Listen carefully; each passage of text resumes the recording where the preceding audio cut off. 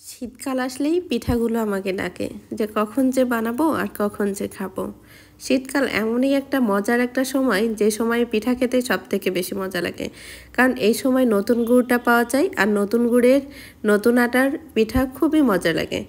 আজকে আমি খুব সহজে একটা দুধ পুলি পিঠার রেসিপি শেয়ার করব, যেটা দুধ পুলিটা খুবই মজার হবে খেতে, আর দুধ পুলিটা কিন্তু একটুও হার্ড হবে না। আমি খুবই পিঠা প্রেমী আর মিষ্টি জিনিস আমার খুবই পছন্দের। যে কোনো পিঠার আইটেমটা আমার অনেক ভালো লাগে, তাই আমি খুবই সহজভাবে আর মজাদারভাবে পিঠার রেসিপিগুলো আপনাদের সাথে উঠিয়ে নিয়ে আসার চেষ্টা করছি। আশা করছি আজকের পিঠার রেসিপি আপনাদের ভালো লাগবে। বাই দ্য ওয়ে, আমি ইলোরা থাকছি ইলোরা সহজ রেসিপি থেকে। আজকে দেখাবো পারফেক্ট দুধ পুলি। দুধ পুলি পিঠাটা করতে যে অনেকের অনেক রকম কমপ্লেন থাকে, সব কমপ্লেন এই ভিডিওটা দেখলে পরে আর থাকবে না আশা করা যায়। দুধ পুলি পিঠার জন্য এখানে আমি নারকেল কোড়া নিয়েছি। নারকেল কোড়া আমি 1.5 কাপ পরিমাণ নিয়েছি। আর এই নারকেলটাকে আমি খুব ভালো মতো গ্রেট করে নিয়েছি। আমরা যেভাবে নাড়ুর জন্য নারকেলটা গ্রেট করি সেম সেভাবেই করেছি। প্রথমে দুধ পুলির জন্য আমরা যে পুলি পিঠার পুরটা সেটা রেডি করব। রেডি করার জন্য আমি একটা ফ্রাইং প্যানের মধ্যে নারকেল কোড়াটাকে দিয়ে দিচ্ছি। আর নারকেল কোড়াটা ফ্রিজে ছিল, এজন্য কালারটা হয়তো বা চেঞ্জ লাগতে পারে। এখানে আমি ঘন করে জাল করে রাখা দুধ দিয়ে দিচ্ছি 1 কাপ পরিমাণ। এই দুধটা আপনারা চাইলে দিতেও পারেন, নাও দিতে পারেন। দুধটা দিলে পিঠার যে পুরটা রেডি করা হয় সেটার টেস্টটা অনেক বেটার আসে। এখানে দিয়ে দিচ্ছি একদম ফ্রেশ খেজুরের গুড়। আর এই খেজুরের গুড়টাই কিন্তু পিঠার টেস্ট আনবে, কারণ নতুন খেজুরের গুড়ের ফ্লেভারটা খুবই সুন্দর হয় আর খেতেও কিন্তু অনেক সুন্দর মজা হয়। অবশ্যই চেষ্টা করবেন নতুন গুড় দিয়ে পিঠাটা রেডি করার জন্য। এবার গুড়টাকে দিয়ে আমি সব কিছু ভালো করে মিশিয়ে নিচ্ছি। মিশিয়ে নিয়ে আমি চুলাটা অন করে দিব। দিয়ে আমি এটাকে জাল করতে থাকবো যত সময় পর্যন্ত এর ভেতরকার পানি আর গুড়ের যে পানিটা না শুকায়, মানে একদম পুরটা একদম আঠালো আঠালো না হওয়া পর্যন্ত জাল করতে থাকতে হবে। খেয়াল রাখতে হবে পুরটা যেন না লেগে যায়, তাহলে কিন্তু নতুন গুড়ের যে ফ্লেভারটা সেটা নষ্ট হয়ে যেতে পারে। এজন্য অনবরত নাড়াচাড়া করতে হবে আর একদম শুকিয়ে নিয়ে আসতে হবে। জাল করতে কিন্তু একদম পুরটা প্রায় শুকিয়ে এসেছে, হালকা হালকা পানি আছে, এটাও আমি শুকিয়ে নিব। পুরের মধ্যে কোনো পানি রাখা যাবে না। যখন দেখবেন পুরের মধ্যে আঠালো আঠালো ভাব চলে এসেছে, তখন বুঝবেন যে পুরটা রেডি হয়ে গিয়েছে। পুরটা আমি একটা পাটিতে উঠিয়ে নিচ্ছি। এদিকে আমি যে পিঠার যে আমরা ডোটা করি সেই ডোটা রেডি করে নিচ্ছি। পিঠার ডো তৈরির জন্য আমি সর্বপ্রথমে পানি দিয়ে দিয়েছিলাম, নর্মাল পানি। পানির মধ্যে আমি সামান্য পরিমাণ লবণ দিয়েছি। দিয়ে যখন পানিটা ফুটে উঠেছে তখন আমি এখানে চাউলের গুঁড়াটা দিচ্ছি। চাউলের গুঁড়াটা দিয়ে ভালো করে আমি মিশিয়ে নিচ্ছি। এই চাউলের গুঁড়াটা আপনারা পানি অনুযায়ী দিবেন, খুব বেশি হয়ে গেলে কিন্তু ডোটা সুন্দর মতো হবে না। পানি আর চাউলের গুঁড়ার টেক্সচারটা যেন আমরা রুটি যেভাবে বানাই আটার রুটি সেম ওরকম থাকবে। এবার খুব ভালো করে হাত দিয়ে মেখে নিয়েছি, নিয়ে আমি রুটি বেলে নিচ্ছি। এটা আমি অনেকে হাত দিয়ে করে, কিন্তু আমি হাত দিয়ে এই পিঠাটা করতে পারি না, এর জন্য আমি রুটি বেলেই করি।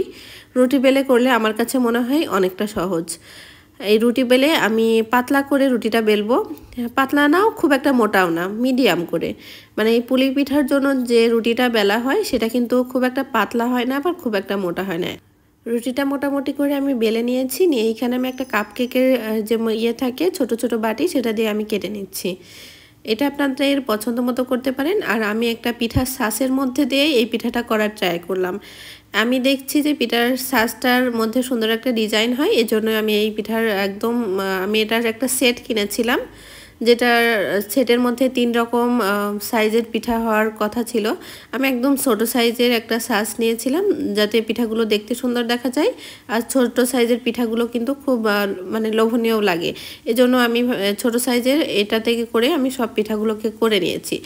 যেহেতু চাউলের আটা দিয়ে এই পিঠাটা রেডি করা লাগে, এজন্য খুব তাড়াতাড়ি রেডি করতে হয়। এক সাইড দিয়ে পিঠা বানাতে হয় আর এক সাইড দিয়ে পিঠাগুলো ভাপে দিতে হয়। আমি যেহেতু একাই পিঠাগুলো রেডি করেছিলাম, এজন্য কিন্তু একটা পিঠা মাঝখান দিয়ে ফেটেও গিয়েছে। এটা সমস্যা নাই, ফেটে গেলে পরেও একদম ভেঙে চুরে যাবে না।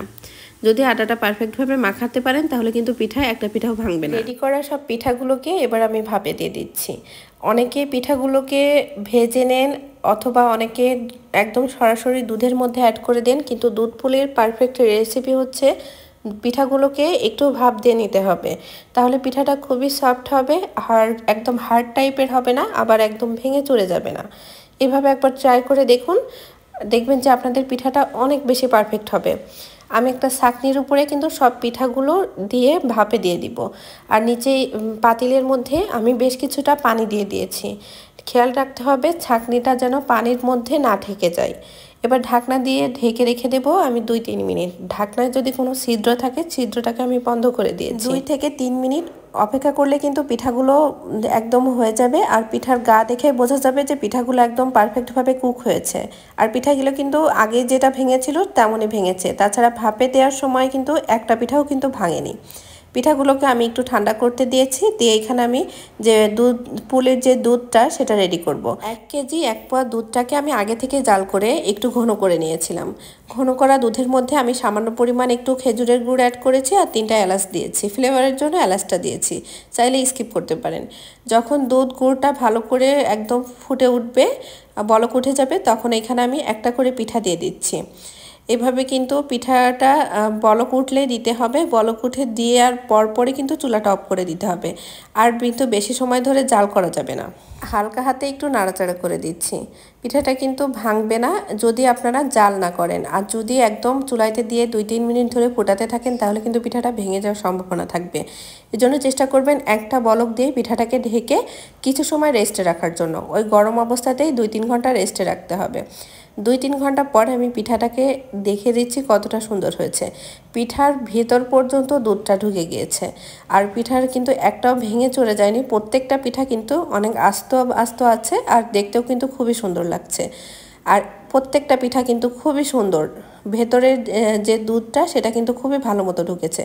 দুধ পুলি পিঠার জন্য দুধটাও কিন্তু একটা বিষয়।